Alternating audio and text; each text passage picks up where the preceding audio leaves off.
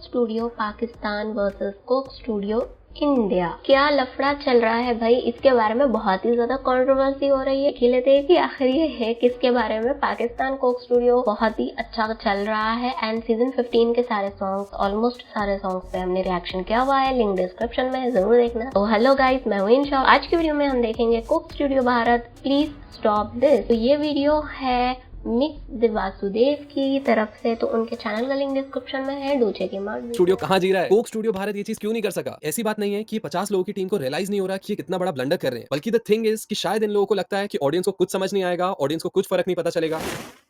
तो I am sure Coke studio सुनते ही आपके माइंड में इतने सारे अच्छे गाने आ जाते होंगे, इतना अच्छा म्यूजिक आ जाता होगा। आज की डेट में भी मैं अपने सेशंस में पुराने जो कोक स्टूडियो के गाने हैं उनके रेफरेंसेस देता हूँ। वीडियो से लेके ऑडियो हर चीज एकदम टॉप नॉच थी और वो एक लेवल अचीव कर लिया था कोक स्टूडियो ने। लेकिन फनी बात ये है कि ये जो कोक स्टूडियो भारत है, ये भारत को 20 साल पीछे ले गया। तो ये चीज मैं क्यों बोल रहा हूँ, ये मैं आप लोगों को सब प्रैक्टिकल में दिखाऊंगा, एक एक चीज एक्सप्लेन करूंगा, क्योंकि मुझे ये लगता है कि अगर उतनी भी बेसिक अवेयरनेस हम लोग नहीं फैला पाए, अगर उतनी भी बेसिक चीज हम लोग नहीं पकड़ पा रहे हैं, तो ये चीज बहुत बुरी लगेगी सुनने में। लेकिन जो फॉरेन म्यूजिक है, फॉरेन कल्चर है, उससे हमेशा हम लोग 10 से 20 साल पीछे रहेंगे। तो सबसे पहले अगर हम लोग इस गाने की बात करें जिसके अंदर सीधे मौत को फीचर किया गया था, one of my favourite artist, ये वाला सेक्शन सुनते ही एकदम मेरा दिमाग हिल गया। आप ध्यान से ऑब्जर्व करने की कोशिश कीजिएगा कि उनकी आवाज और म्यूजिक कितना ब्लेंड हो रहे हैं।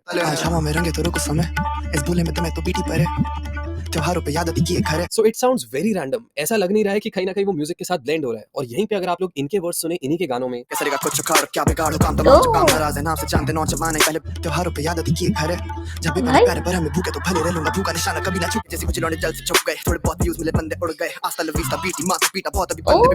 एम प्रीटी श्योर आप लोगों को वो डिफरेंस समझ आ रहा होगा, आप लोगों को फील हो रहा होगा कि कहीं ना कहीं ये वाले ज्यादा प्रोफेशनल साउंड कर रहे हैं ट्रैक्स। और सोचिए कि ये तो इंडिपेंडेंटली रिलीज हुए हैं, और एक तरफ आप लोगों ने जो कोक स्टूडियो का वीडियो देखा है उस पे तो करोड़ों रुपए खर्च हुए होंगे, और फिर ये हाल है। अब यहाँ पे ये लोग ये एक्सक्यूज दे सकते हैं कि हमने रॉ नेचर अचीव करने के लिए ऐसा टेक्सचर दिया था, हमने इसीलिए इस पे ऑटो ट्यून नहीं डाला, इस पे पिच करेक्शन नहीं किया। But let me tell you one thing कि अरिजीत सिंह की भी आवाज पे ऑटो ट्यून डलता है, सोनू निगम जी की आवाज पे भी ऑटो ट्यून डलता है। एक slight amount of auto tune डालना इसलिए इंपॉर्टेंट है बिकॉज आजकल मोस्टली म्यूजिक इलेक्ट्रॉनिक है, और जो इलेक्ट्रॉनिक म्यूजिक होता है वो पिच परफेक्ट होता है, और अगर आपके वोकल्स पिच परफेक्ट नहीं हुए तो कहीं ना कहीं वो गाने के साथ ब्लेंड नहीं करेंगे। और अगर आपको अभी भी डिफरेंस नहीं समझ आ रहा तो मैं आपको किंग के गाने सुनाता हूँ और आपको डिफरेंस दिखाता हूँ कि अच्छे से पिच करेक्शन करने से, अच्छे से ऑटो ट्यून यूज करने से, अच्छे से मिक्स करने से गाने में क्या डिफरेंस आता है। तो ये वाला जो इनका गाना है ये इन्होंने लगभग 2 साल पहले रिलीज किया था, जब ये हसल में आए थे। जब करती तू बातें बस तेरी तेरी, जो सोचे तेरा अरमान छोटा। तो बेसिकली ये पार्ट सुन के तो आई एम प्रीटी श्योर आपको रियलाइज हो रहा होगा, इतना तो आपको पता चल रहा होगा कि जो म्यूजिक और वोकल्स हैं वो आपस में ब्लेंड नहीं हो रहे। अब यहाँ पे किंग के टुवर्ड्स में कोई हेट नहीं शो करना चाहता, बिकॉज किंग की तो मैं खुद रिस्पेक्ट करता हूँ, मुझे खुद ये आर्टिस्ट बहुत पसंद है। अब यहीं पे मैं आपको डिफरेंस दिखाऊं कि अगर आप एक अच्छे मिक्सिंग इंजीनियर को ट्रैक पे लेते हैं तो वो क्या आउटपुट देते हैं। मेरी जान तूने मुझको पागल है किया मेरा, या फिर ये गाना सुन के देखिए। कहाँ तुम रहती हो, क्या करती हो, यहाँ की नहीं लगती हो, ये मैं कहना चाह रहा। और एक आप लोगों को वन ऑफ माय फेवरेट गाना सुनाता हूँ जिसमें किंग फीचर हुए हैं, उसमें जिस तरह से ऑटो ट्यून का यूज हुआ है, पिच करेक्शन का यूज हुआ है, मैं तो सुन के हिल गया। मैं सच जो कह दूं मेरी जान क्यों रूठती है, जिसमें तो मिल जाए पर रूह छूटती है। अब वो क्या स्मूथ ट्रांजिशन थी, एंड ट्रस्ट मी मैं तो इसी फील्ड से हूँ, तो मुझे समझ में आता है कहाँ पे पिच करेक्शन हुआ है, कहाँ पे नहीं हुआ है। से फॉर एग्जांपल भूमि का एक और बहुत सुंदर गाना है जो कि मेरे को काफी ज्यादा पसंद है, लेकिन वहां पे भी अगर मैं आप लोगों को एक सेक्शन सुनाऊं, एक पार्ट सुनाऊं, तो आपको फील होगा कि आवाज में कुछ तो है सिंगर की, थोड़ा सा ऑटो ट्यून एक्सेस में यूज हो गया है। महादेवा महेश्वरा। सो अगर आप लोग इमेजिन करके देखें तो आपको फील होगा कि एक इंसान ऐसी आवाज में गा ही नहीं सकता, एक इंसान वैसी मूवमेंट के साथ, वैसे रोबोटिक टेक्सचर के साथ गा ही नहीं सकता। दोबारा सुन के देखिए, ये वाली लाइन में तो एकदम एविडेंट है, महादेवा महेश्वरा। और अगर आप लोगों को लगता है कि आजकल के जो बॉलीवुड के सिंगर्स हैं वो ऑटो ट्यून नहीं यूज करते, आप खुद आतिफ असलम की आवाज को सुन के देखिए इस सेक्शन में। सो ये लास्ट में तो बहुत ज्यादा एविडेंट था, लेकिन अगेन अगर आप लोग इस लाइन को दोबारा सुने तो आपको फील होगा कि कहीं ना कहीं वो जो शेकीनेस है, वो जो राउंड राउंड नोट्स हो रहे हैं, वो सिर्फ ऑटो ट्यून कर सकता है, क्योंकि वो एक इंसान वैसा नहीं गा सकता है।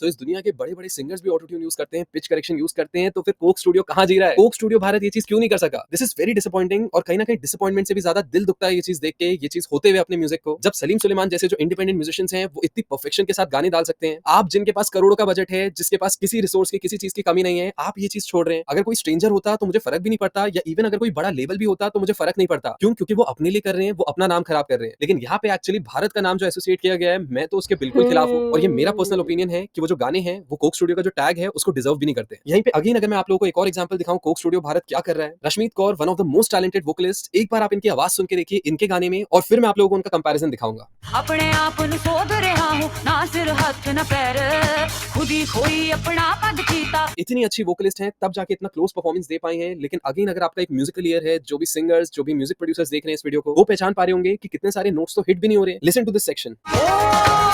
उस दे नाल यारी कदी न रखियो जिसनु अपने। अब यहीं पे इनका एक ओरिजिनल गाना सुन के देखते हैं और उसके अंदर ट्राई टू ऑब्जर्व कि वोकल्स कैसे ब्लेंड हो रहे हैं म्यूजिक के साथ। तेरे बिना लागे ना तेरे बिना लागे ना जिया। क्या हरकतें हैं और कितना रिफाइंड साउंड कर रहा है, कितना स्मूथ साउंड कर रहा है। अगेन यहीं पे कोक स्टूडियो का सुन के देखिए आप।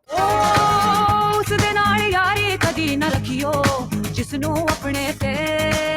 मतलब वोकल्स तो ठीक है, ग्लू नहीं कर रहे म्यूजिक के साथ, लेकिन म्यूजिक भी कैसा फैला हुआ है। मतलब Coke studio again, Coke Studio का लेवल ये नहीं है। मैं अपने स्टूडेंट्स को भी कोक स्टूडियो के गाने सुनाता हूँ, लेकिन ये वाले तो मैं कभी नहीं सुनाऊंगा, बिकॉज अगर ये गाना मैंने अपनी क्लास में प्ले कर दिया तो वो खुद इसमें 10 गलतियां निकाल देंगे। और सिर्फ रश्मीत कौर की बात नहीं है, अगर आप कोरस सुने इस गाने का तो आपको फील होगा कि उसमें सुर तो छोड़ो, टाइमिंग भी आगे पीछे है, कभी कोई वर्ड आगे आ रहा है, कभी कोई वर्ड पीछे हो रहा है। ये सब चीजें सॉफ्टवेयर से फिक्स की जाती है, ये सब आपके मिक्सिंग के अंडर आता है। और अगर मैं स्पेसिफिकली बताऊं तो एक्चुअली एडिटिंग के अंदर आता है। तकदीर बनायो फकीर वो मुके तख्त चढ़ायो हीर, मुके तख्त चढ़ायो हीर। ये लास्ट वर्ड देखो, ये टाइमिंग से पहले आ गया। मुके तख्त चढ़ायो हीर, तख्त चढ़ायो हीर, तख्त चढ़ायो हीर। अगेन ये लाइन पहले आ गई टाइमिंग से। एक लय होती है म्यूजिक की, ये चीज तो बहुत बेसिक है। तकदीर बनायो फकीर, तकदीर बनायो फकीर। अब यहीं पे ये एग्जांपल सुनिए जिसके अंदर कोरस को परफेक्टली मिक्स किया गया है, कहीं ना कहीं एटलीस्ट टाइम और पिच करेक्शन तो किया ही गया है।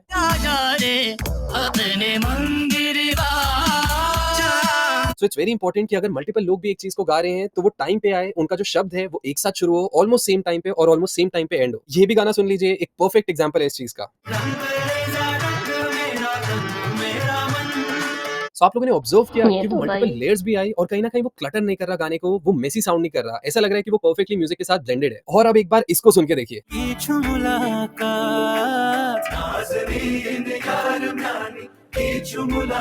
और एक तरफ दोबारा इस कोरस को सुन के देखिए। तख्त चढ़ायो हीर, तख्त चढ़ायो हीर, तकदीर बनायो फकीर। मतलब अगर आप लोगों को ये भी रियलाइज नहीं हो रहा कि इनमें कुछ डिफरेंस है, या अगर आप जस्टिफाई करना चाहते हैं इस परफॉर्मेंस को, then I am really sorry, लेकिन हमारी जो म्यूजिक इंडस्ट्री है वो कभी ग्रो नहीं कर पाएगी। अगर आप जेन्युइनली चाहते हैं कि अच्छे म्यूजिक की कदर हो, अच्छे आर्टिस्ट की रिस्पेक्ट हो, तो फिर ये अवेयरनेस फैलाना बहुत जरूरी है कि क्या सही है, क्या गलत है, कैसे इस चीज को इंप्रूव कर सकते हैं। अगेन इस वीडियो को बनाने के पीछे मेरा सिंपल सा इंटेंशन था कि मैं इस चीज की अवेयरनेस फैला पाऊं, एंड बाय एनी मींस मैं कोक स्टूडियो या फिर जो लोग भी एसोसिएटेड है उनके साथ, मैं उनमें से किसी को भी डिसरिस्पेक्ट नहीं कर रहा हूं। जस्ट दैट इस चीज की अवेयरनेस फैलाना बहुत जरूरी था, इस चीज को करेक्ट करना बहुत जरूरी है, बिकॉज अभी अपने इनिशियल स्टेज पे है। जैसे जैसे ये ग्रो करेगा वैसे वैसे दुनिया की नजरें इस पे आएंगी, और वो सिर्फ ये नहीं बोलेंगे कि ये गाना बुरा है या आर्टिस्ट ने ढंग से नहीं गाया, बल्कि कहीं ना कहीं क्योंकि यहाँ पे भारत का नाम एसोसिएटेड है तो एक्चुअली इंडिया पे उंगली उठेगी, इंडिया के म्यूजिक कल्चर पे उंगली उठेगी, एंड ऑनेस्टली वो चीज देख के मेरे को बहुत बुरा लगेगा। सो या और मैं कुछ नहीं बोल सकता इस टॉपिक पे, बिकॉज अब जो करना है वो सिर्फ इन्हीं लोगों को करना है या आप लोगों को करना है। हेल्प करिए मुझे ताकि मैं इस सब्जेक्ट की अवेयरनेस फैला पाऊं, ताकि ज्यादा से ज्यादा लोग जान पाए कि क्या सही है, क्या गलत है, कैसे एक चीज को ठीक किया जा सकता है, कैसे ग्लोबल म्यूजिक में एंट्री की जा सकती है। ऐसा क्या है भाग्य म्यूजिशियंस में कि वो ग्रैमी ले जाते हैं, और हमारा बॉलीवुड म्यूजिक जो कि इतना ज्यादा रिच है म्यूजिकली, कुछ गाने तो इतने ज्यादा एक्सेप्शनल है कि वो बिलियन व्यूज तक पहुंच जाते हैं, लेकिन वो एक ग्रैमी क्यों नहीं ला पाते हैं। और अगर आप लोग ये सोच रहे हो कि हिंदी लैंग्वेज की वजह से वो लोग ग्रैमी नहीं ला पाते, तो let me tell you one thing, काफी सारे स्पेनिश गाने और काफी सारे लैटिन गाने भी ग्रैमी जीते हैं। और सिर्फ इतना ही नहीं, के-पॉप म्यूजिक तो आप लोग देख ही सकते हैं आज के टाइम में कितना राइज कर रहा है। सो ऑल इन ऑल मैं बस यही कहना चाहूंगा कि जितनी ज्यादा नॉलेज फैलेगी, जितनी ज्यादा अवेयरनेस फैलेगी इस चीज के बारे में, उतने ज्यादा लोग अवेयर होंगे, और ये जो गलतियां हैं ये गलतियां होनी बंद हो जाएंगी। क्योंकि ऐसी बात नहीं है कि 50 लोगों की टीम को रियलाइज नहीं हो रहा कि ये कितना बड़ा ब्लंडर कर रहे हैं, बल्कि द थिंग इज कि शायद इन लोगों को लगता है कि ऑडियंस को कुछ समझ नहीं आएगा, ऑडियंस को कुछ फर्क नहीं पता चलेगा। जबकि मुझे पता है कि जितने भी म्यूजिशियंस इस वीडियो को देख रहे हैं उन्होंने तो पहले ये चीजें पकड़ ली होंगी। जस्ट दैट ये वीडियो मैं उन लोगों के लिए बना रहा हूं जिनको इस चीज के बारे में नहीं पता। तो बस अच्छा म्यूजिक सुने, अच्छे आर्टिस्ट को सपोर्ट करें, और कोई बड़ी बात नहीं है कि आने वाले 4 से 5 सालों में इंडिया में खूब सारे ग्रैमीज आए।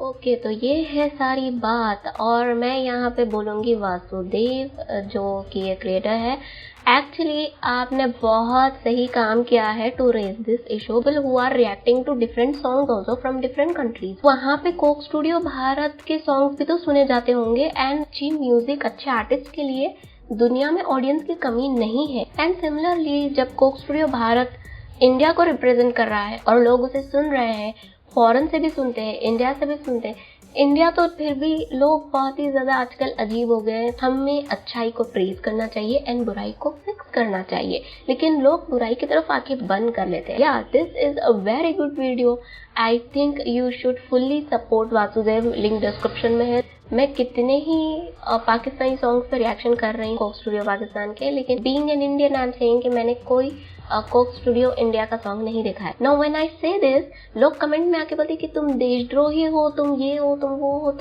तुम पाकिस्तान चली जाओ, तुम अमेरिका चली जाओ।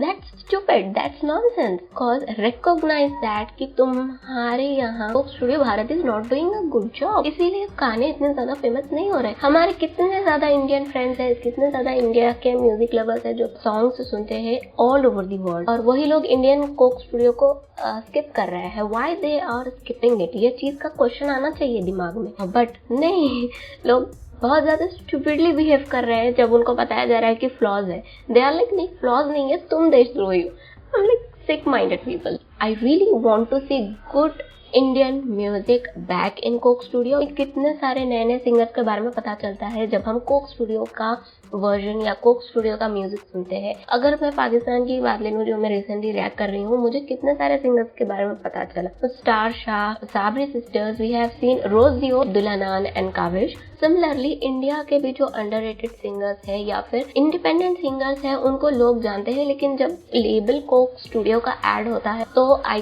Think it is projected to bigger audience all around the world. Out of the box audience इसको देखे तो इसको पसंद करे, अप्रिशिएट करे, आर्टिस्ट को जाने, उनको पहचाने और उनको उनका शेयर ऑफ रिकॉग्निशन मिले।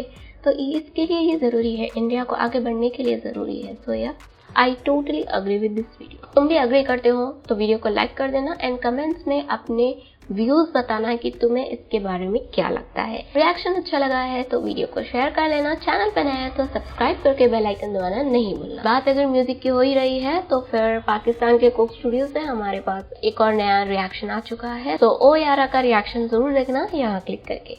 Thanks for watching.